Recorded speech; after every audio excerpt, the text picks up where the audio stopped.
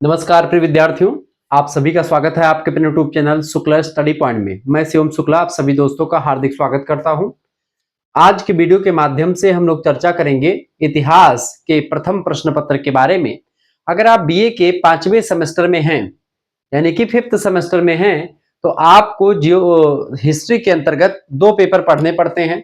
जिसमें पहला पेपर आपको जो पढ़ना है, उसमें आपको पढ़ना होता है नेशनलिज्म इन इंडिया के बारे में। किसके बारे में दोस्तों? नेशनलिज्म इन इंडिया के बारे में आपको पढ़ना है, यानी कि भारत में राष्ट्रवाद। भारत में राष्ट्रवाद का विकास कई चरणों में हुआ, कैसे हुआ, क्यों हुआ, इसके पीछे के तमाम प्रकार के लॉजिक को, तमाम चीजों को आज की वीडियो के माध्यम से बताने का प्रयास करूंगा। और आप सभी से निवेदन है कि वीडियो को अंत तक जरूर देखिएगा, क्योंकि नेशनलिज्म इन इंडिया की अगर बात की जाए दोस्तों, तो यह एक प्रकार से एक पेपर का नाम नहीं बल्कि एक ऐसा टॉपिक है जिसको पढ़ना, चाहे इतिहास के दृष्टिकोण से देखें चाहे पॉलिटिकल साइंस के दृष्टिकोण से देखें, दोनों के लिए इंपॉर्टेंट है। तो अगर 5वें सेमेस्टर में है तो आपको पढ़ना पड़ेगा। और नेशनलिज्म इन इंडिया का जो यूनिट नंबर 1 है, उसके सभी चैप्टर्स को हम समझने का प्रयास करेंगे। ठीक है, सबसे पहली घटना होती दोस्तों, राष्ट्रवाद के उदय की जो चिंगारी जगती है वो 1857 की क्रांति से जगती है। 1857 की क्रांति को अलग अलग विद्वानों ने अलग अलग नामों से पुकारा है। 1857 की क्रांति से पहले राज्य जो था कहीं ना कहीं पे, या जो देश था, वैसे अंग्रेजों की चंगुल में जकड़ा हुआ था। लेकिन यहां पर क्या हुआ, एक क्रांति होती है जिसमें विद्रोह होता है। कुछ लोग इसको सैनिक विद्रोह, कुछ लोग प्रथम स्वतंत्रता संग्राम, ऐसे नाना प्रकार के लोग अलग अलग नामों से इसको जानते हैं। तो सबसे पहले राष्ट्रवाद की जो चिंगारी या राष्ट्रवाद की जो एक लू सी आई, या एक ऐसी आग लगी राष्ट्रवाद की जो भारतीयों के मन में पनपी कि हम लोग गुलाम हैं। इससे पहले लोगों को बहुत कम लगता था कि हम गुलामी की जंजीरों में जकड़े हैं, क्योंकि अभी तक व्यापारिक संस्था थी। 1757 ईस्वी में प्लासी का युद्ध हुआ था, उसमें भारतीयों की हार हुई थी। और ये घटना उसके उसके 100 साल के बाद में अंग्रेजों को यह पता था कि भारतीय लोग अपनी शताब्दी भूलते नहीं हैं। 1757 की एक घटना थी दोस्तों, इसको आप याद कर लीजिएगा। प्लासी का युद्ध हुआ था, इसमें अंग्रेज विजयी हुए थे। और यही युद्ध था जिसके द्वारा कहीं ना कहीं पे पहले अंग्रेज लोग जो व्यापार करने के लिए या इकोनॉमी पर कंट्रोल करने के लिए भारत पर आए थे, 1757 की क्रांति ने उनको कहीं ना कहीं पे राजनीतिक जो है आधिपत्य जमाने का एक रास्ता खोल दिया।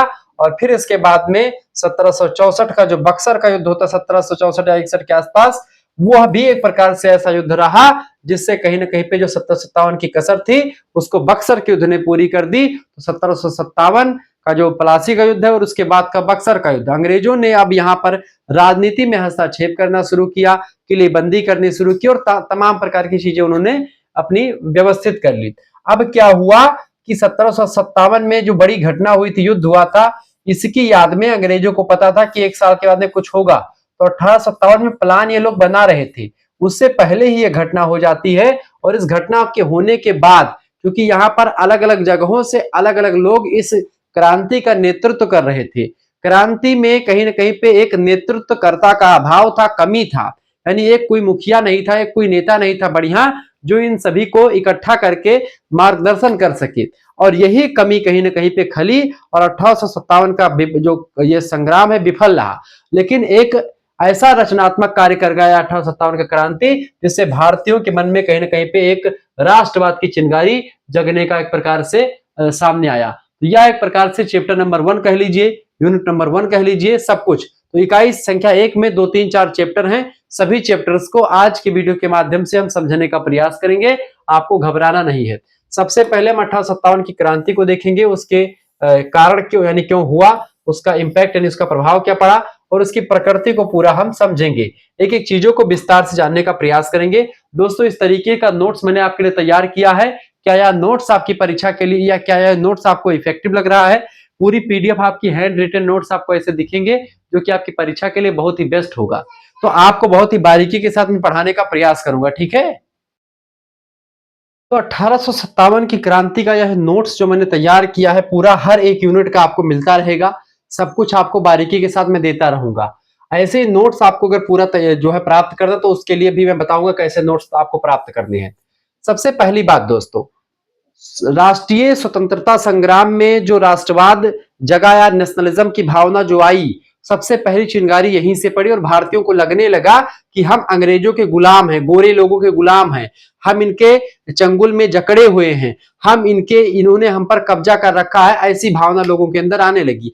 इससे पहले नॉर्मल था, जैसे भी मोदी जी की सरकार है, कांग्रेस की सरकार थी, तो सरकारें भाई हैं भाई, अब कहीं से हो, कहां से क्या हो रहा है उससे नहीं मतलब है। लेकिन जब कोई विदेशी सत्ता हमारे ऊपर हावी हो जाएगी, तो हमारे मन में जो है कहीं ना कहीं पे क्या होगा, अब कुछ दिन तक आप पूंजीवादी के चंगुल में अभी जकड़ रहे हैं, पूंजीवाद हावी हो रहा है धीरे धीरे, ठीक है, हालांकि वो सब अलग बातें हैं। 1857 का विद्रोह भारत के इतिहास की एक अत्यंत महत्वपूर्ण घटना है, जिसे देश का प्रथम स्वतंत्रता संग्राम भी कहा जाता है। यह विद्रोह केवल सैनिकों का विद्रोह नहीं था, बल्कि भारत के विभिन्न वर्गों की सामूहिक असंतोष की अभिव्यक्ति थी। क्योंकि मंगल पांडे और जो एक प्रकार से कुछ एक सैनिक की जो टुकड़ी थी, उसका विद्रोह पहले था, हालांकि विद्रोह होना था बाद में और उससे पहले ही हो गया था, ठीक है। और कैसे, तब उस समय इतना ज्यादा सोशल मीडिया एक्टिव नहीं था कि बहुत सारी भीड़ इकट्ठा हो जाए। आज अंग्रेज लोग आकर के मुश्किल से 10 दिन भारत में कब्जा करके दिखा दें, दौड़ा दौड़ा के मारे जाएंगे। क्योंकि क्या है कि भाई सोशल मीडिया एक्टिव है, तुरंत इतने संगठन, इतने समूह तुरंत घेर लेंगे, तो ये चीजें हैं, ठीक है।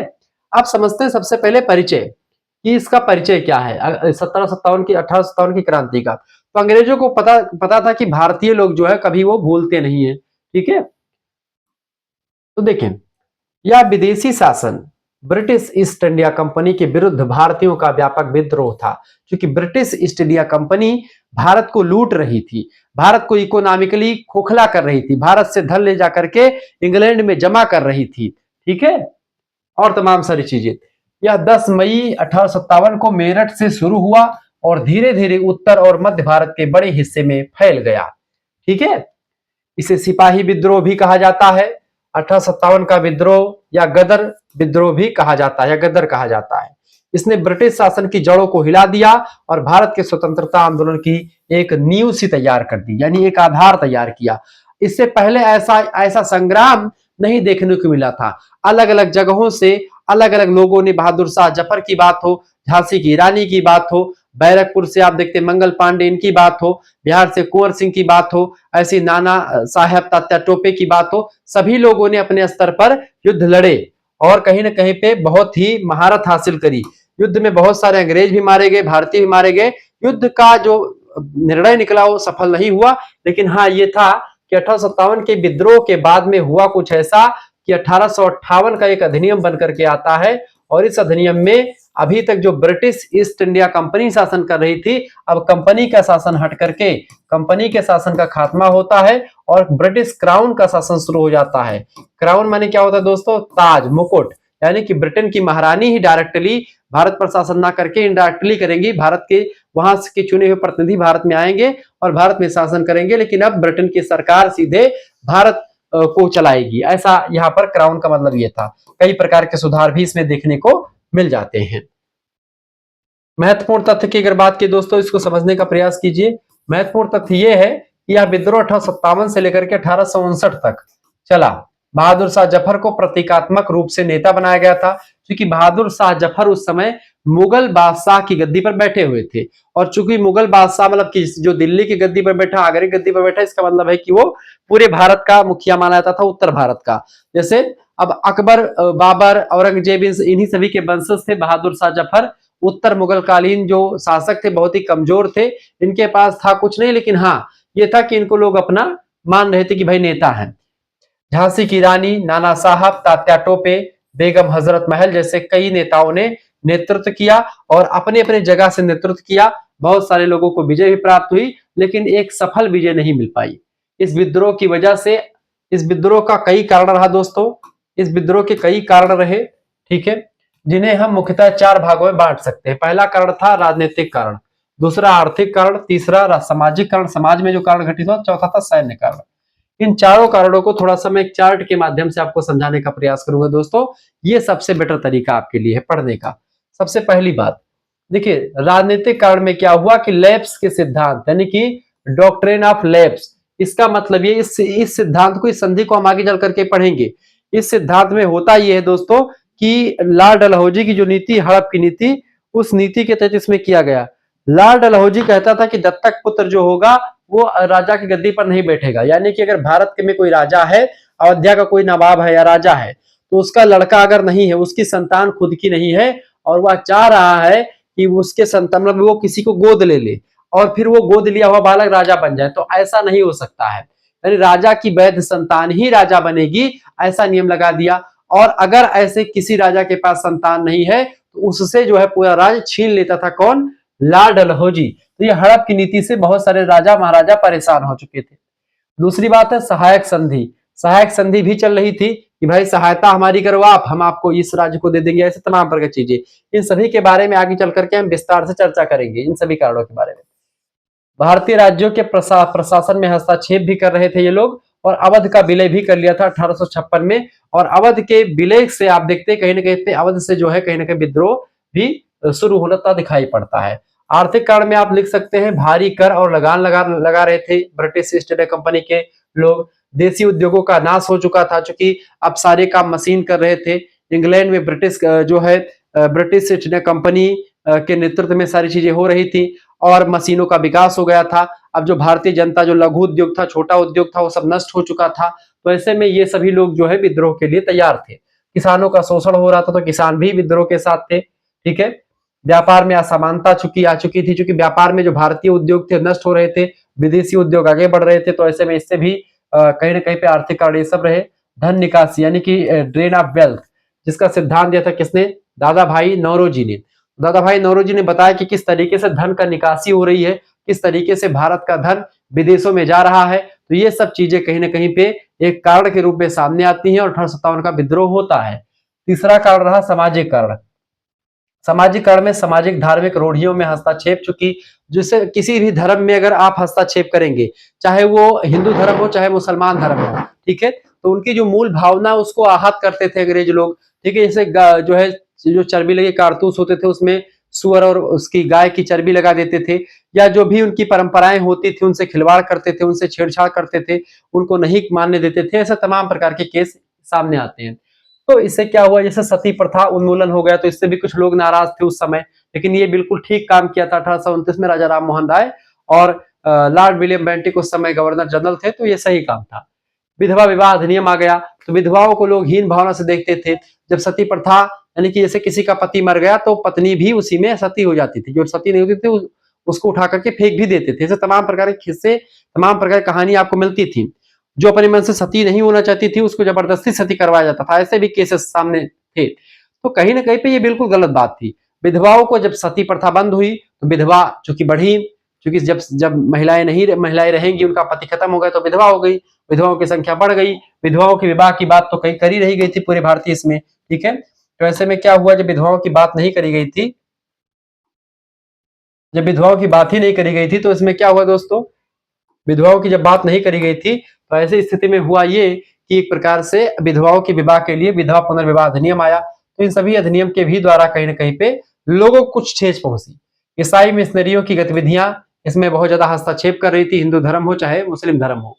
ठीक है, जाति व्यवस्था और धार्मिक भावनाओं को ठेस पहुंचा रहे थे ये लोग। तो ये सब भी एक कारण रहा 1857 की क्रांति होने का। यही सब प्रश्न पूछेगा 1857 क्रांति क्यों हुई। और अगला है आपका सैन्य कारण, क्योंकि वेतन और भत्तों में भेदभाव हो रहा था। जो भारतीय सैनिक थे उनको कम वेतन और भत्ते मिलते थे और जो विदेशी सैनिक थे उनको वेतन और भत्ते अधिक मिलते थे। दूसरी बात, विदेश में सेवा यानी कि जर्नल सर्विस मतलब की एक्ट जो था, यानी विदेशों में सेवा। केवल जो अंग्रेज लोग होते थे विदेशों में नहीं यहीं पर रहते थे, लेकिन जो भारतीय लोग होते थे इनको बड़े बड़े दूर दूर दराज के देशों में भेज देते थे। जैसे कहीं कहीं पर समुद्र के बीच में भेज दिया, कहीं पर भेज दिया नौकरी करने के लिए। ठीक है, और जो बड़े पद होते थे उन पर भारतीय मतलब अधिकारी रैंक के जो पद होते थे उन पर भारतीय लोग नहीं शामिल हो पाते थे। मतलब उनको कितना भी वो टैलेंटेड हो लेकिन उनको उस पद पर नहीं जाने दिया था। ठीक है, यानी कि भारतीय लोगों को केवल कर्मचारी स्तर तक ही सीमित रख दिया गया था। तो ऐसे में सैनिकों में विद्रोह की भावना आई। और इनफील्ड राइफल की कारतूस में चर्बी की अफवाह, सबसे बड़ी बात तो यही थी। गाय और सुअर की चर्बी जो लगी हुई कारतूस होते थे उनको मुंह से खोल करके फिर गोली भरी जाती थी। तो ऐसे में ये दिक्कत का सामना करना पड़ा। पदोन्नति में भेदभाव हो रहा था, यानी कि भारतीयों को अगर प्रमोशन मिल रहा तो उसको बहुत देर से मिलता था और अंग्रेजों को प्रमोशन बहुत जल्दी मिलता था। तो इन सभी भेदभाव की वजह से एक ऐसा एक प्रकार से तूफान आया, जिस तूफान का सामना करने की शक्ति अंग्रेजों के अंदर नहीं थी, लेकिन हमारे यहाँ पर क्योंकि एकता का अभाव था, इसी वजह से कहीं ना कहीं पे हम इसमें असफल रहे। असफलता केवल हमको सैन्य वजह मतलब कि उसमें मिली कि नेतृत्व क्षमता का अभाव था। बाकी हम सफल रहे, अलग अलग जगहों पर सफल रहे, लेकिन एक विशाल स्तर पर सफलता नहीं मिली। सफलता हमको विचारों में मिली, भारतीय लोगों के मन में राष्ट्रवाद की भावना जगाने में हमको सफलता मिली। भारतीयों को अब उनके पुरानी हुई जो उनके जो खोई हुई सोच थी उनको जगाने में मदद मिली। जैसे मान लीजिए हनुमान जी जो थे वो अपनी शक्ति भूल चुके थे, तो हनुमान जी जैसे अपनी भूली हुई शक्ति जैसे हमारी भारतीय जनता को कहीं ना कहीं पे जामवंत के रूप में 1857 की क्रांति मिल गई। ठीक है, कि का चुप साध रहा बलवाना, पवन तनय बल पवन समाना, का चुप साध रहा बलवाना। ठीक है, तब हनुमान जी क्या करते हैं, अरे कनक भूधराकार शरीरा और समर भयंकर अति बलबीरा। तब हनुमान जी जो है उठते हैं, सारे बंदरगढ़ जो है प्रार्थना करते हैं हनुमान जी की, जो है तपस्या क्या करते हैं कि जो है कवन सो काज कठिन जग माही, जो नहीं होई तात तुम पाही। पूरे संसार में ऐसा कोई काम नहीं जो आपके जो है किए से ना किया जा सके। तो कहीं ना कहीं पे आप देखेंगे ऐसे 1857 की क्रांति ने एक ऐसी बुझी हुई अग्नि को चिंगारी लगा करके जला दिया कि भारतीय धरा से उसके 200 वर्षों के बाद में उसके 100 सालों के 1857 में क्रांति हुई थी। 1950 तक देखिए देश पूरा संविधान लागू हो चुका था।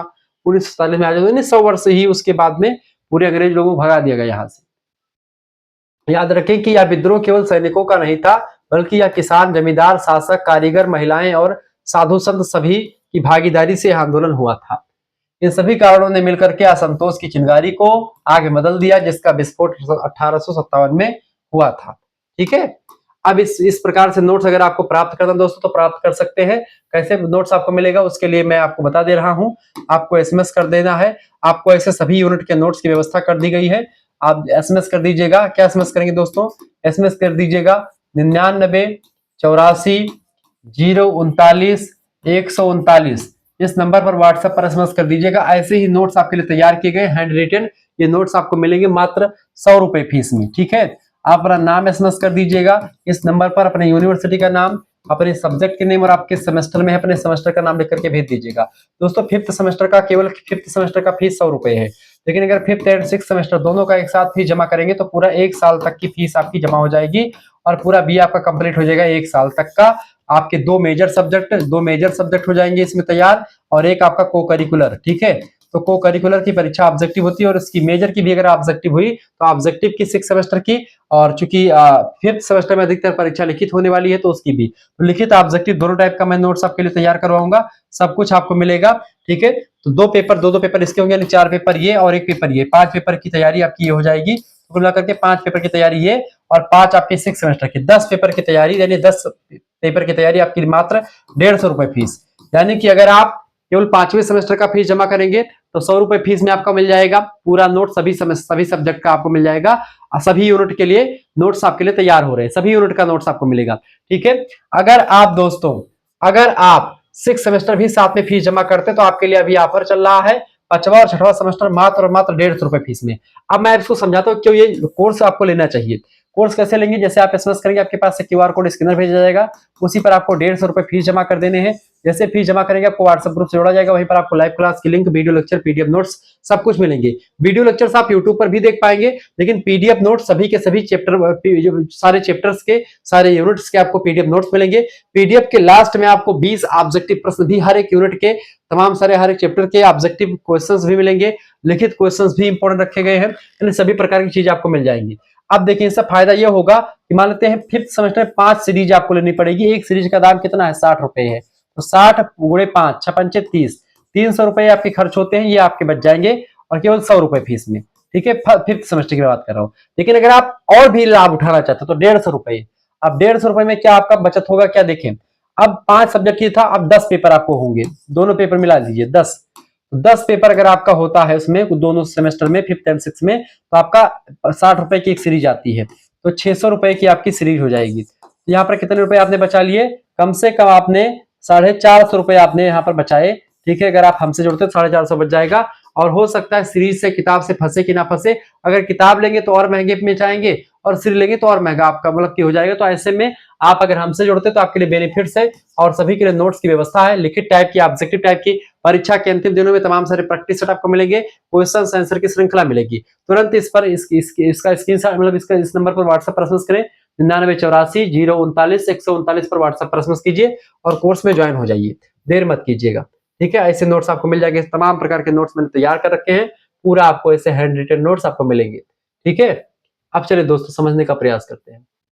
अब राजनीतिक कारण समझते हैं। तो अभी तक आपने इस चीजों को समझा, मैंने वैसे समझा दिया था, लेकिन फिर से आप समझिए। राजनीतिक कारण देखिए, अंग्रेजों की नीतियां और राजनीतिक हस्तक्षेप भारतीय शासकों, जमींदारों तथा जनता में असंतोष और विद्रोह के प्रमुख कारण बने। सबसे पहला सिद्धांत है लैप्स का सिद्धांत, यानी कि doctrine of lapse. Governor general Lord Dalhousie उस समय था, उसके द्वारा 1848 से एक नियम लागू हुआ था जो दत्तक पुत्र वाला था कि राजा का लड़का अगर नहीं है तो अगर राजा चाहता है कि भाई मैं गोद ले लूं किसी लड़के को और उसको मैं अपना सिंहासन दे दूं तो या चाचा का लड़का उसको दे दूं, तो ऐसा नहीं था।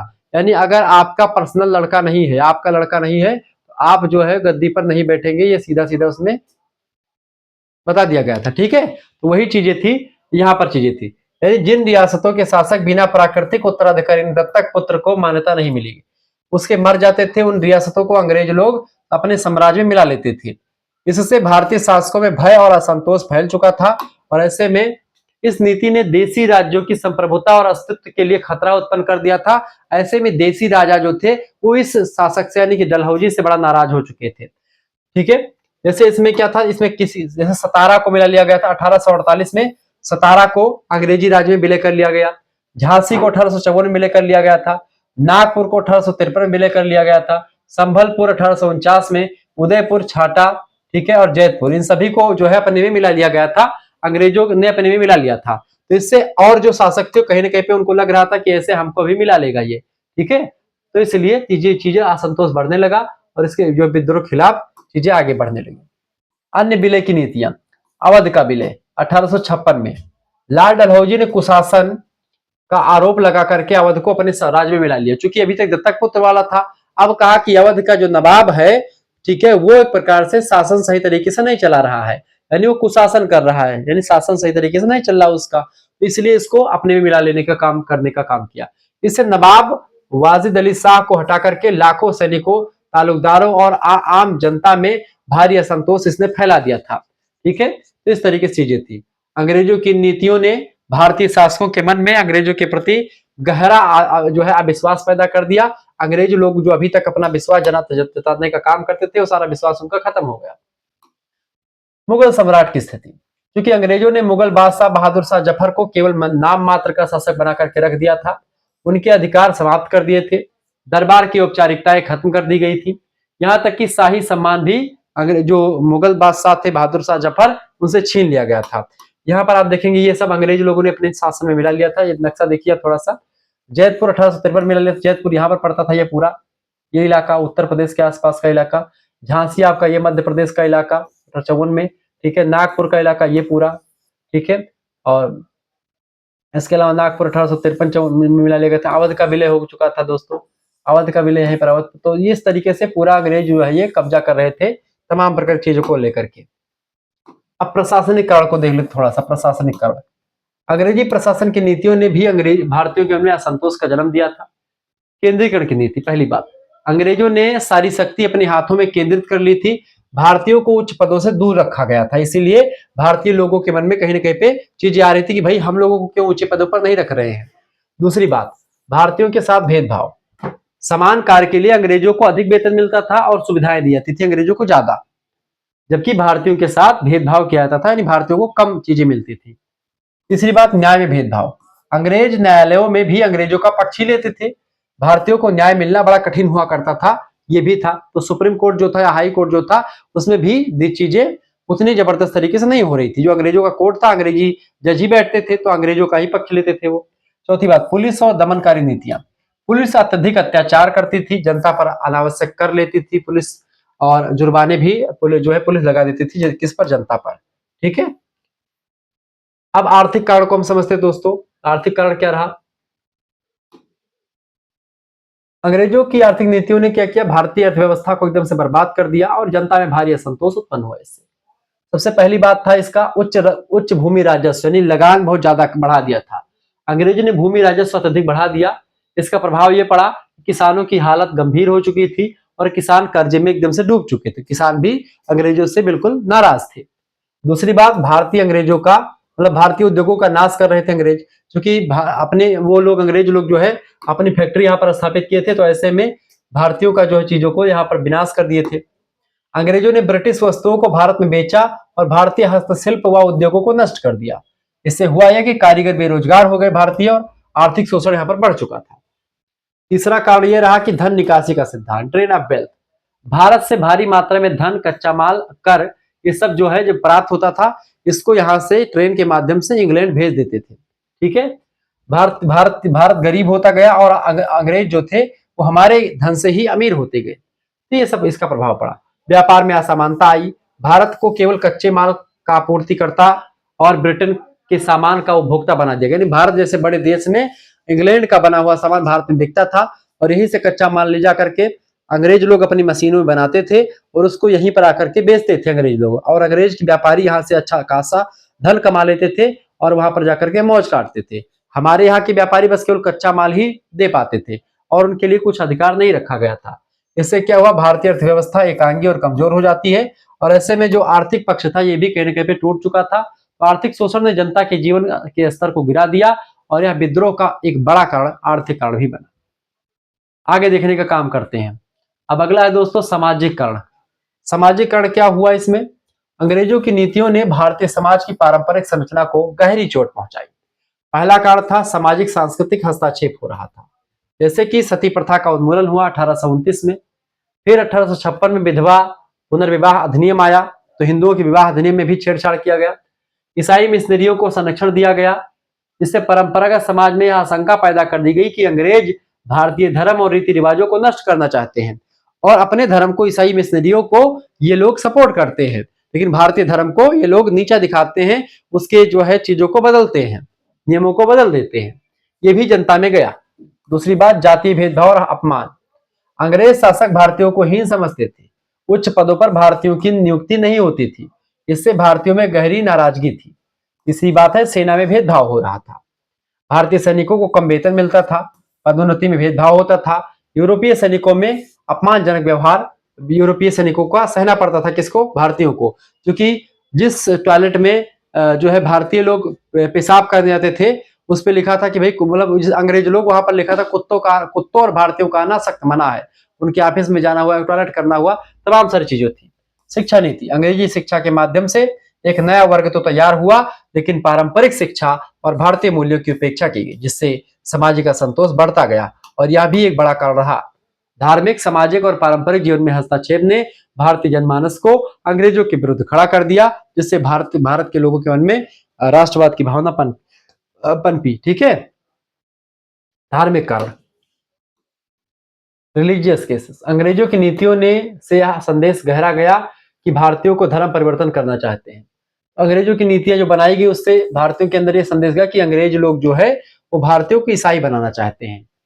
ईसाई मिशनरियों को संरक्षण देना, ये इसका कारण रहा कि भाई लोगों को लगा कि ये लोग भारतीयों को ईसाई बनाना चाहते हैं, तो लोगों के मन में इनके खिलाफ विद्रोह करने की भावना ऑटोमेटिक आने लगी।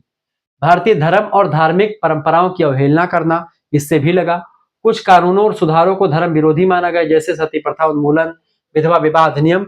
ये सब चूंकि पुरानी परंपराएं थी, तो परंपराओं को जब आप खत्म करेंगे तो ऐसे क्या होगा, ऐसे लोग जो है मतलब की कहेंगे, सोचेंगे हमारे धर्म को ये नष्ट करना चाहते हैं। ठीक है। सेना में भी धार्मिक भावनाओं की उपेक्षा की जाती थी, तो ये सब चीजें जो है कहीं ना कहीं पे कारण के रूप में सामने आई। महत्वपूर्ण बिंदु ये है कि भारतीयों में यह धारणा बन गई कि अंग्रेज हमारा धर्म परिवर्तन कर हिंदुस्तान को ईसाई देश बनाना चाहते हैं। कारतूस प्रकरण, जिसे आगे विस्तार से पढ़ेंगे, उसमें भी धार्मिक आशंका से जुड़ा हुआ था, जिसमें सुअर मुसलमानों के लिए और गाय हिंदुओं के लिए। तो सुअर का मांस कभी भी मुसलमान नहीं खाएगा और गाय के मांस की बात करेगा तो हिंदू कभी नहीं खाएगा। ठीक है। तो ये सब चीजें हैं। तो उसी को अगर मुंह से पकड़ किसी ब्राह्मण को फेंकना पड़ा तो फिर उससे सैनिक विद्रोह हुआ। सैन्य कारण की अगर बात की तो सैन्य कारण क्या रहा? 1857 के विद्रोह में सैनिकों की भूमिका अत्यंत महत्वपूर्ण थी और उनके असंतोष के कई कारण थे। सबसे पहली बात, वेतन और भत्तों में असमानता फैली हुई थी। ठीक है, भारतीय सिपाहियों को यूरोपीय सिपाहियों की तुलना में बहुत कम वेतन मिलता था। पदोन्नति भेदभाव था, यानी प्रमोशन भी भारतीयों को जल्दी नहीं मिलता था। भारतीय सिपाहियों को उच्च पदों पर जाने का अवसर ही नहीं दिया जाता था, यानी पदोन्नति भारतीयों को बहुत कम मिलती थी या मिलती ही नहीं थी, अंग्रेजों को मिल जाती थी। विदेश सेवा का नियम यानी कि 1856 में आया था। इसके अनुसार सिपाहियों को समुद्र पार किसी भी देश में सेवा के लिए भेजा जा सकता था। एक अधिनियम बनाया गया था कि भारतीय सैनिकों को ही समुद्र के उस पार भेजते थे। अच्छा, भारतीय धर्म के अनुसार अगर देखेंगे, हिंदू धर्म में समुद्र को पार करना कहीं ना कहीं पे थोड़ा सा एक पाप माना गया है या थोड़ा सा बेकार माना गया है, क्योंकि भगवान राम समुद्र को पार करने के लिए आते हैं तो वो भी पाप कहते हैं कि भाई समुद्र को पार करना मर्यादा का उल्लंघन करना, इसीलिए पहले तपस्या करते हैं, हाथ जोड़ते हैं कि भाई, तब जब वो नहीं मानता तो कहते कि लक्ष्मण बाण सरासनानु, गए 3 दिन बीत, तब बोले राम सकोप, तब भय बिन होए न प्रीत। ठीक है, कि बिना भय के प्रीत नहीं होती है। तब लक्ष्मण से कहते हैं कि लक्ष्मण बाण सरासनयानु, बाण माने जो है बाण और सरासन माने धनुष। हे लक्ष्मण, मेरा धनुष और बाण वहां पर कुटिया में रखा, उठा करके ले आओ, तंबू में रखा, उसको उठा करके ले आओ। लक्ष्मण तुरंत लंबे पांव से दौड़ करके उसको ला करके आते हैं। तब प्रभु ने क्या किया कि सन्धान्यो प्रभु बिसीखी कराला, उठी उदधि उर अंतर ज्वाला, समुद्र का पानी गर्म होता चला गया, सारे जीव जंतु सब अकुलाने लगे। ऐसे में अब उसी जीव जंतु समुद्र भी निकला। अब क्या निकला, कैसे निकला? कनक थार भरी मनगन नाना, रिश्वत लेकर के निकला नीचे से, मणि गण तमाम प्रकार के हीरा जवाहरात समुद्र से लेकर के निकला, क्योंकि समुद्र में ही सारी औषधियां जमी हुई हैं।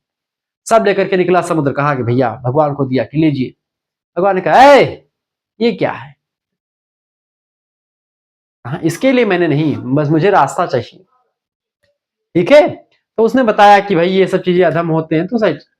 अब देखें इसको, कारतूस प्रकरण क्या है। एनफील्ड राइफल के कारतूसों में गाय और सूअर की चर्बी लगी होने की अफवाह फैल गई, जिससे हिंदू और मुस्लिम दोनों सिपाहियों की धार्मिक भावनाएं आहत हुई।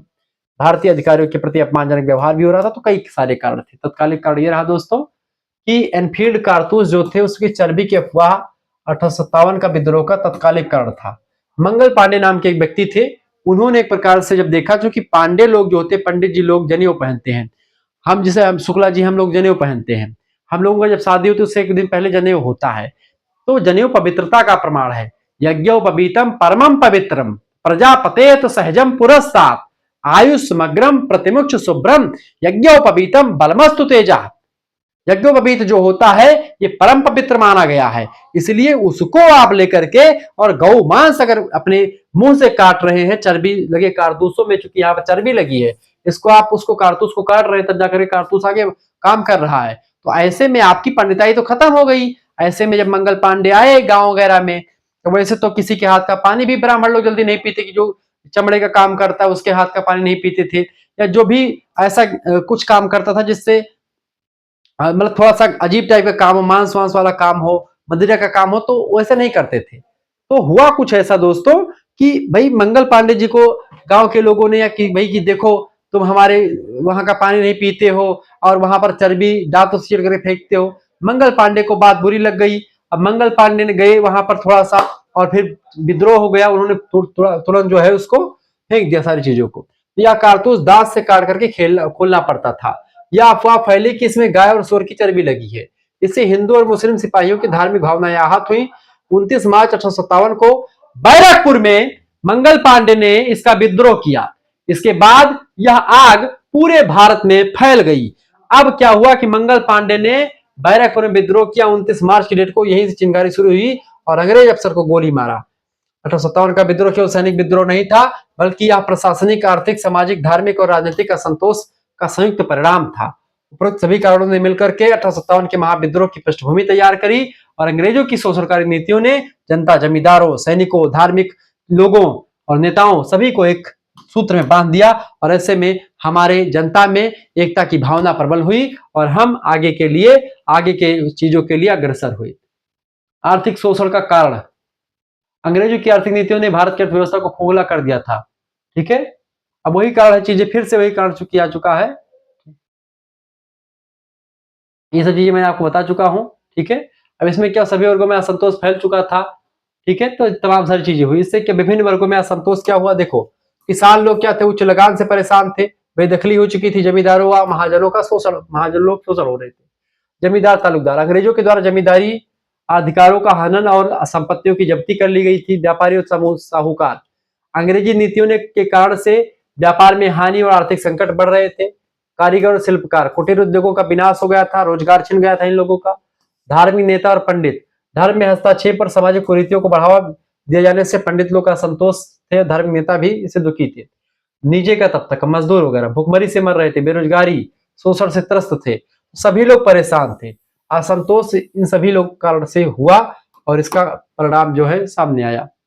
ठीक है, अब इसका थोड़ा सा इनको सार में समझ लीजिए, थोड़ा सा इसको एक माइंड मैप में समझिए कि प्रमुख कारण क्या क्या रहे। 1857 की क्रांति का कारण समझिए। सबसे पहला कारण समाजीकरण, सती प्रथा उन्मूलन, विधवा विवाह कानून, ईसाई मिशनरियों की गतिविधियां और शिक्षा नीति। ठीक है, सैन्यकरण, भेदभाव, कम वेतन, विदेश सेवा नियम, कारतूस प्रकरण, पदोन्नति में भेदभाव। तत्कालीकरण, एनफील्ड राइफल के कारतूसों की चर्बी की अफवाह। राजनीतिकरण, लैब सिद्धांत, विलय की नीति, मुगल सत्ताकांत। आर्थिक कारण, उच्च लगान, कुटीर उद्योगों का विनाश, धन की निकासी, अपमान, असमान व्यवहार, असमान व्यापार, ये सब कारण। देखिए, धार्मिक कारण, धर्म में हस्तक्षेप, धार्मिक कुरीतियों को बढ़ावा, धार्मिक भावनाओं को ठेस। ये सब कारणों को आपने बड़े बारीकी के साथ समझ लिया और इस तरीके से नोट से कि आप एक नजर में, सरसरी नजर में आप एक बार पढ़िए, वीडियो देखिए और दोबारा बस आप नोट्स देख लीजिए, आपका काम हो जाएगा। या आप अगर डायरेक्टली नोट्स भी पढ़ेंगे थोड़ा बहुत जानकारी तो आप आराम से कर पाएंगे। परीक्षा के अंतिम दिनों में अगर इन नोट्स को आप पढ़ करके चले गए, ऐसे आपने तैयार करके वहां पर नोट्स लिख दिया, आपको एक भी नंबर काटेगा नहीं। अगर कॉपी चेक हो गई, आपको 100 में से 100 नंबर नहीं तो लगभग कम से कम 90 नंबर तो जरूर दे देगा। ये बात आप ध्यान रखेंगे। तो आप लिखेंगे, उपरोक्त सभी कारणों ने मिलकर के भारतीय जनता, सैनिकों और शासकों के हृदय में अंग्रेजों के प्रति गहरा आक्रोश उत्पन्न कर दिया और यह 1857 के महान विद्रोह का आधार बना। अब इसका प्रभाव क्या पड़ा? कारण तो हो गया भैया, अब प्रभाव समझिए क्या प्रभाव पड़ा इसका। यद्यपि 1857 का विद्रोह अंग्रेजों के हाथों दबा दिया गया, फिर भी इसके दूरगामी और गहरे प्रभाव पड़े। भारत पर इसका प्रभाव, पहला, अंग्रेजी सत्ता की नींव हिल चुकी थी इससे। इस विद्रोह ने अंग्रेजों को यह एहसास करा दिया था कि भारत पर उनकी पकड़ अत्यंत कमजोर है। यानी भारत जो है अभी भी कभी भी अंग्रेजों को यहां से भगा सकता है अगर वो नेतृत्व क्षमता उनके अंदर आ गई तो। कंपनी का शासन का अंत हुआ 1857 के बाद में। 1858 का अधिनियम आता है और उसके द्वारा ब्रिटिश ईस्ट इंडिया कंपनी का शासन समाप्त कर दिया गया और भारत का शासन अब ब्रिटिश सरकार के हाथ में चला दिया गया, यानी ब्रिटिश क्राउन के हाथ में शासन चला गया। तीसरी बात है, भारतीय सेना का पुनर्गठन हुआ। अंग्रेजों ने भारतीय सैनिकों की संख्या बढ़ा दी, यूरोपियनों की संख्या बढ़ाई, तोपखाना आदि महत्वपूर्ण पदों पर केवल अंग्रेजों को रखा जाने लगा। ये सब चीजें बता दिया, मतलब कि सभी नियम में आ गया। ठीक है, नीतियों में परिवर्तन हुआ, बहुत सारी नीति बदली गई। अंग्रेजों ने फूट डालो राज करो की नीति को और ज्यादा अपनाया और भारतीयों को उच्च पदों से दूर रखा ताकि भारतीय उच्च पद पर ना जाए। अभी भी ये नियम लगाया गया ताकि अगर भारतीय उच्च पद पर चले गए तो ये विद्रोह कभी भी कर सकते हैं। और अब की तो नेतृत्व का अभाव था, लेकिन आगे चल करके कोई नेता बन गया तो फिर मुश्किल है यहाँ पर टिकना। इसीलिए अंग्रेज लोगों ने कभी भी भारतीयों को उच्च पदों पर जाने ही नहीं दिया। राजाओं और जमींदारों को आश्रित बना लिया। अंग्रेजों ने देशी रियासतों को अपने प्रति वफादार बनाए रखने के लिए उनकी संधियों की पुष्टि कर दी। यानी जो संधि राजा करना चाहते थे अंग्रेजों से, उनकी संधि को तुरंत यथाकथा सब मंजूर दे दिया। मतलब कि जैसे कि कोई किसी मतलब घाटा हो रहा है या फायदा हो रहा है अंग्रेजों का, सभी राजा महाराजों को मिलाने का प्रयास, देशी रियासतों को अपने में मिले करने का प्रयास कर लिया कि भाई चलो किसी भी तरीके से आप हमारे जो है अंडर में ही रहो। आर्थिक शोषण में वृद्धि हुई, कृषि करों में वृद्धि, भारतीय उद्योगों का विनाश और संसाधनों की लूट पहले से भी अधिक इसमें बढ़ चुकी थी। इसका प्रभाव यानी क्रांति का कोई फायदा हुआ नहीं। यह विद्रोह भले ही तत्कालिक रूप से असफल रहा, लेकिन इसने भविष्य के स्वतंत्रता संग्राम की मजबूत नींव रखी थी। ये बात से हम मुकर नहीं सकते। ठीक है, विश्व पर इसका प्रभाव क्या पड़ा? देखिए, अंग्रेजी साम्राज्य की छवि धूमिल हुई। विश्व में यह संदेश गया कि अंग्रेज अजेय नहीं है, अंग्रेजों को भी कोई चुनौती दे सकता है।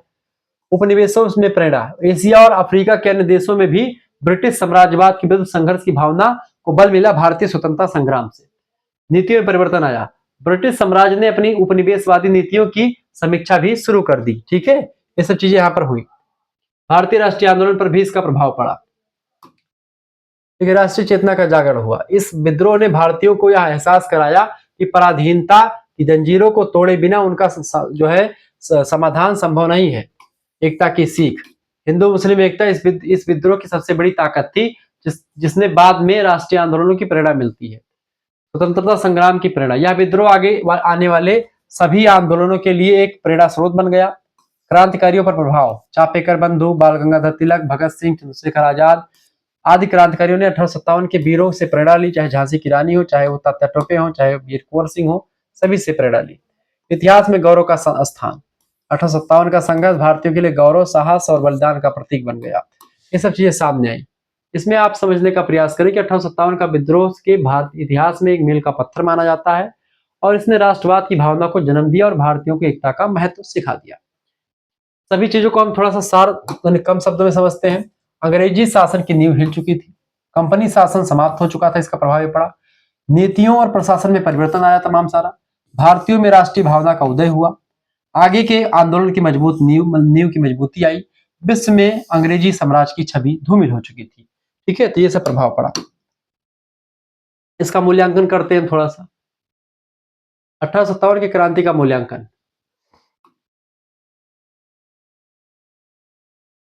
देखिए ब्रिटिश इतिहासकारों का मत यह है कि इसे जो है मतलब कि इसको सिपाही विद्रोह कहा गया। उन्होंने इसे सीमित दायरे का और असंगठित विद्रोह बताया। अंग्रेज जितने भी इतिहासकार हैं वो लोग कहते हैं कि भैया इसका कोई मतलब नहीं था, लेकिन चूंकि वो लोग छिपा रहे थे ताकि अंग्रेजों की मतलब वो ना हो, हंसी हसारत ना हो। उनके अनुसार यह केवल सैनिकों का वेतन और भत्तों का मुद्दा था, लेकिन ये बिल्कुल गलत बात थी। भारतीय इतिहासकारों ने क्या कहा इस पर? उन्होंने कहा कि प्रथम स्वतंत्रता संग्राम, खास करके किसने कहा? बीडी सावरकर साहब ने, ठीक है, विनायक दामोदर सावरकर ने। यह केवल सैनिक विद्रोह नहीं बल्कि राष्ट्रीय संघर्ष था। इसमें किसान भी शामिल थे, राजा महाराजा भी विद्रोह कर रहे थे, जमींदार कर रहे थे, शहरी जनता भी विद्रोह कर रही थी। आधुनिक इतिहासकारों का मत, यह विद्रोह सैनिक असंतोष से शुरू होकर के व्यापक जन विद्रोह का रूप बन गया था। इसके कारण अब बहुआयामी थी, जरा राजनीतिक, आर्थिक, सामाजिक, धार्मिक, केवल सैनिक कारण नहीं बल्कि सामाजिक, राजनीतिक, आर्थिक और धार्मिक सभी प्रकार के कारणों की वजह से ये विद्रोह हुआ था। यह भारतीय राष्ट्रवाद के विकास की दिशा में एक निर्णायक कदम था। इस प्रकार 1857 का विद्रोह चाहे जैसे भी देखा जाए, परंतु यह भारत के स्वतंत्रता संग्राम का प्रथम महान अध्याय था, जिसने आने वाली पीढ़ियों को आजादी के लिए संघर्ष करने का मोटिवेशन दिया, प्रेरणा दी। ठीक है, ये बात ध्यान रखिए। 1857 के विद्रोह के प्रमुख प्रभाव जो पड़े उसके बारे में मैंने आपको बता दिया। फिर से एक बार समझने का प्रयास करते थोड़ा सा विस्तार से। और यद्यपि 1857 का विद्रोह असफल रहा, फिर भी इसका भारतीय इतिहास पर गहरा प्रभाव पड़ा। देखिए, ईस्ट इंडिया कंपनी का अंत हुआ 1857 के बाद। ब्रिटिश संसद ने 1858 के भारत शासन अधिनियम के तहत ईस्ट इंडिया कंपनी को भंग कर दिया। भारत का शासन ब्रिटिश क्राउन के हाथों में चला गया। वायसराय को गवर्नर जनरल की उपाधि मिल चुकी थी, यानी भारत का वायसराय जो था वो खत्म हो गया था। अब वो भारत का वायसराय नहीं बल्कि भारत का गवर्नर जनरल हो चुका था। केंद्रीकृत शासन व्यवस्था की स्थापना हो चुकी थी। भारतीय रियासतों के प्रति नीति में परिवर्तन आया। डॉक्ट्रिन ऑफ लैप्स यानी दत्तक ग्रहण नीति समाप्त कर दी गई। जो लाल डलहौजी की नीति थी उसको समाप्त कर दिया गया। भारतीयों को शासन में शामिल करने की बात कही गई, यद्यपि व्यवहार में यह बहुत सीमित रही, लेकिन कहा गया कि भारतीयों को भी जो है शासन में शामिल किया जाएगा, लेकिन उसको किया नहीं गया ज्यादातर। ठीक है, प्रशासनिक कारण प्रभाव यह पड़ा कि सेना का पुनर्गठन हुआ। भारतीय सैनिकों की संख्या घटा दी गई और यूरोपीय सैनिकों की संख्या बढ़ा दी गई। इस आंदोलन के बाद सेना में भेदभाव की नीति समाप्त कर दी गई। विभिन्न जातियों और क्षेत्रों के सैनिकों की भर्ती शुरू कर दी गई। प्रशासनिक सेवाओं में सुधार आया। भारतीय सिविल सेवा आईसीएस की परीक्षा लंदन में ही आयोजित होने लगी थी यहाँ से, जिसको पास किया था नेताजी सुभाष चंद्र बोस जी ने। पुलिस, न्यायपालिका और राजस्व व्यवस्था को अधिक सुदृढ़ और नियंत्रित बनाया गया। डाक, तार, रेल संचार व्यवस्था का तेजी से विकास किया गया ताकि शासन मजबूती से टिका रह सके। ध्यान दें, अंग्रेजों ने 1857 के विद्रोह से यह सीख ली कि भारत जैसा विशाल देश तभी जो है शामिल किया जा सकता है अपने उपनिवेश में जब प्रशासन, सेना और संचार व्यवस्था को मजबूत किया जाएगा। ऐसे में तमाम प्रकार की चीजों का विकास होना शुरू हुआ। ठीक है, सामाजिक प्रभाव ये पड़ा कि अंग्रेजों और भारतीयों के बीच अविश्वास की खाई और गहरी हो गई। अंग्रेजों ने जाति, धर्म और नस्ल के आधार पर भेदभाव की नीति को अधिक कठोर और बना दिया। भारतीय समाज में धार्मिक और सामाजिक सुधार आंदोलनों की गति मिली। जैसे ब्रह्म समाज की स्थापना हुई, आर्य समाज की स्थापना, ब्रह्म समाज की स्थापना राजा राम मोहन राय ने करी। आर्य समाज की स्थापना किसने करी थी? दयानंद सरस्वती जी ने करी है। बंधन है। प्रार्थना समाज की स्थापना महादेव गोविंद रानडे साहब ने करी। अलीगढ़ आंदोलन सर सैयद अहमद खां के नेतृत्व में चल ही रहा था, तो सामाजिक जागरण के प्रमुख आंदोलन भी चलाए गए। जनता में राष्ट्रीय चेतना का बीजारोपण हुआ, जिससे आगे चल करके स्वतंत्रता आंदोलन को जन्म मिला।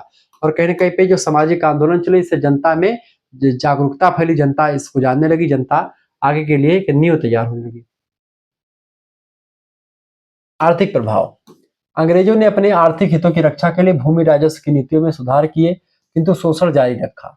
भारतीय उद्योग धंधों और का अधिक पतन हुआ। भारत कच्चे माल का आपूर्तिकर्ता और ब्रिटेन तैयार माल का विक्रेता बन गया। यानी यहाँ पर केवल कच्चे माल यहाँ पर हम करेंगे और यहाँ से कच्चा माल विदेश जाएगा, विदेश से फिर पका माल बन करके यहाँ पर मार्केट में बिकेगा। रेलवे, टेलीग्राफ, नहर जैसी योजनाओं का विस्तार हुआ, लेकिन इनका मुख्य उद्देश्य था ब्रिटिश व्यापार और सेनाओं की की आवाजाही को और अधिक बढ़ाना। चूंकि ट्रेन का विकास हुआ तो इनके सामान को ढोने के लिए हुआ। खेत नहर का विकास किया तो ताकि जो है यहाँ पर बढ़िया फसल हो, ताकि उस फसल को ब्रिटेन में भेजा जाए। इसी अपने सुख सुविधा के लिए उन्होंने जो भी चीजें अंग्रेजों ने करी, वो भारतीयों की सुविधा के लिए नहीं बल्कि अपनी सुविधा के लिए करी। किसानों और कारीगरों का शोषण और बढ़ चुका था। ठीक है।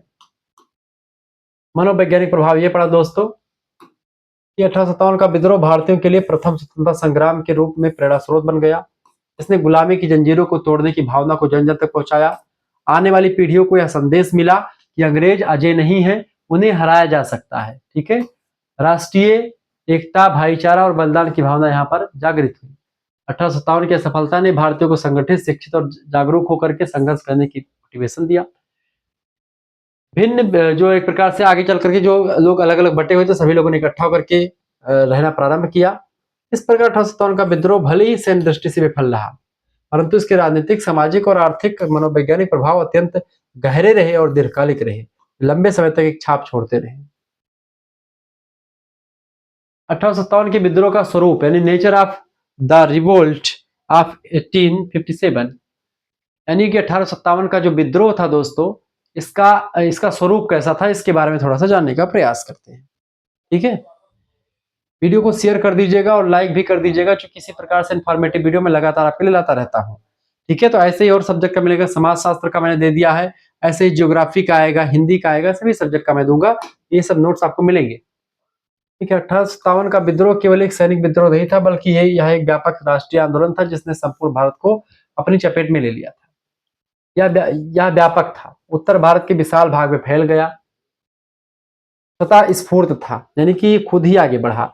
किसी एक नेता या संगठन के द्वारा सुनियोजित पहले से नहीं था कि इसको करना है, सामूहिक था। सैनिकों के साथ साथ किसान, जमींदार, नागरिक, तालुकेदार, रियासतें सभी इसमें शामिल हुए, अपने अपने हिसाब से सभी लोगों ने शामिल हुए।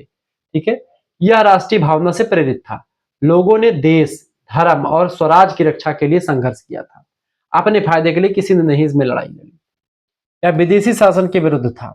अंग्रेजी शासन के अंत और भारतीय सत्ता की पुनर्स्थापना का लक्ष्य इसमें रखा गया था।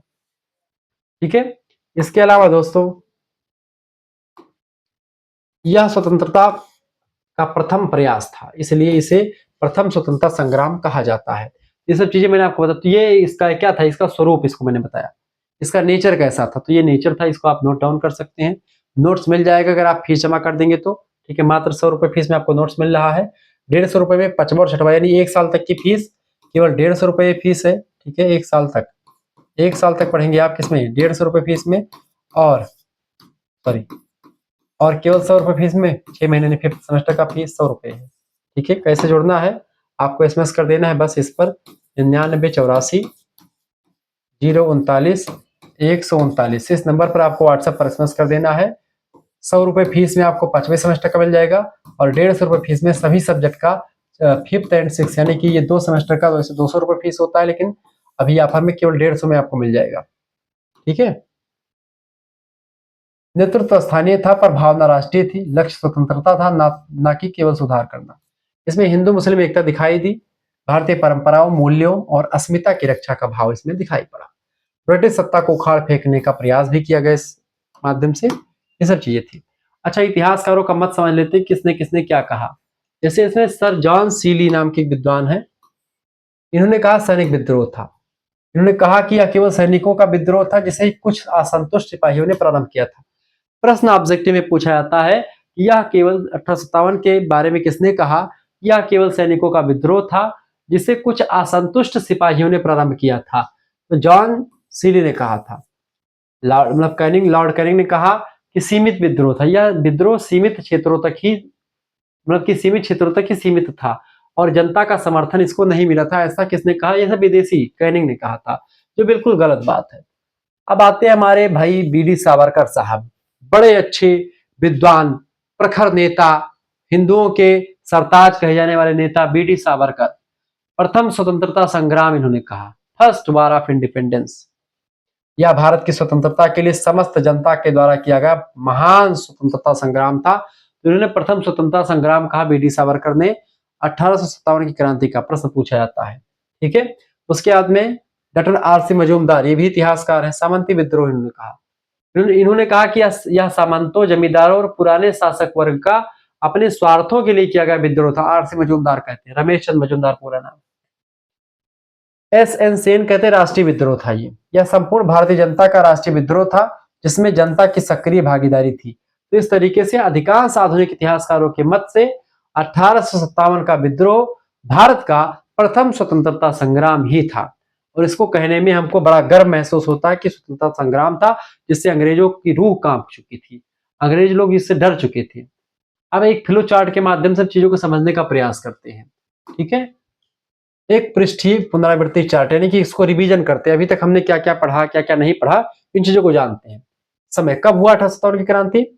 10 मई 1857 से 1858 तक चलती रही।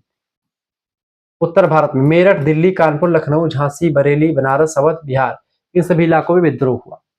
मुख्य नेता इसमें कौन कौन से थे? बहादुर शाह जफर दिल्ली में बैठे थे, नाना साहब टाटा टोपे सब कानपुर से, ठीक है, रानी लक्ष्मीबाई झांसी से, बेगम हजरत महल लखनऊ से, कुंवर सिंह बिहार से, ये सभी लोग नेतृत्व कर रहे थे। राजनीतिक, आर्थिक, सामाजिक, धार्मिक और सैन्य और तत्कालिक कारण रहे इसके, जिसको मैंने ऊपर बताया।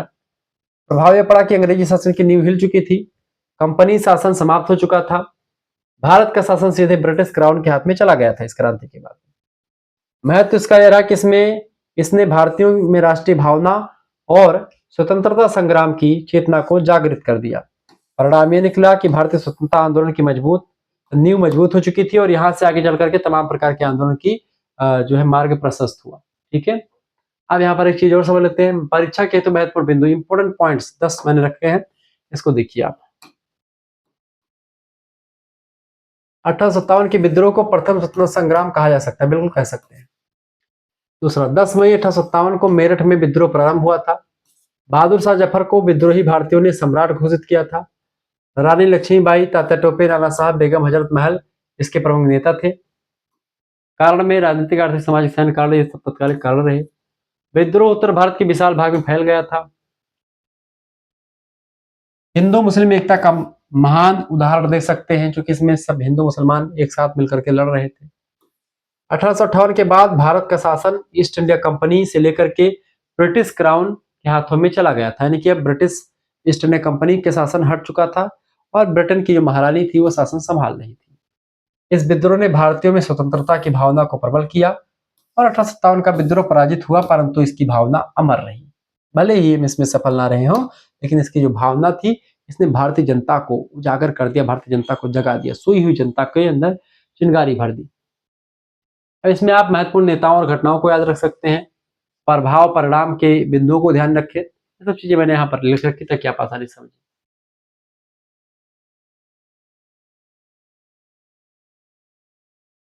अब हम इसमें कुछ ऐसे प्रश्नों को समझते, तो आपका चैप्टर लगभग मैंने आपको करवा दिया है।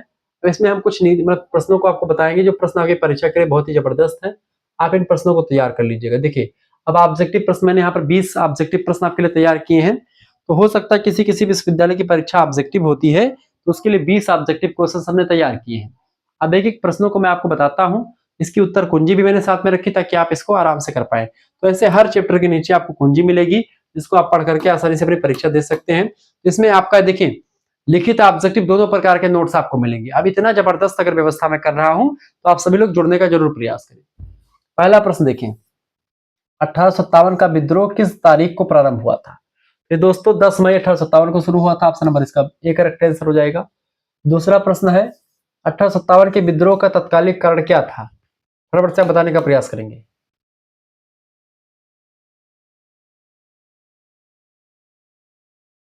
बताएंगे। इसका तत्कालिक कारण था कारतूस प्रकरण जो था, जो सुअर और गाय की चर्बी का मांस लगा होता था, उसी वजह से हुआ था। आप लोग अब पढ़ चुके होंगे, अब प्रश्न अगर बनेगा तो ऐसे बनेगा और आसानी से आप कर पाएंगे।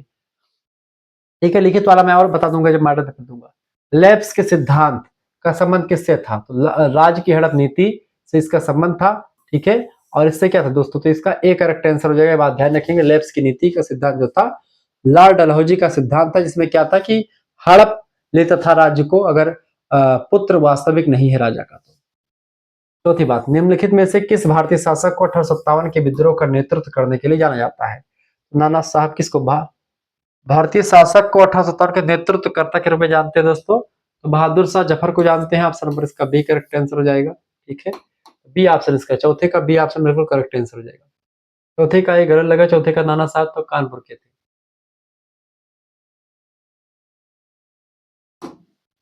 पांचवा प्रश्न आप देखेंगे, विद्रोह का केंद्र प्रथम प्रमुख घटना कहाँ हुई थी? दोस्तों मेरठ में हुई थी। पांचवे का एक करेक्ट आंसर हो जाएगा।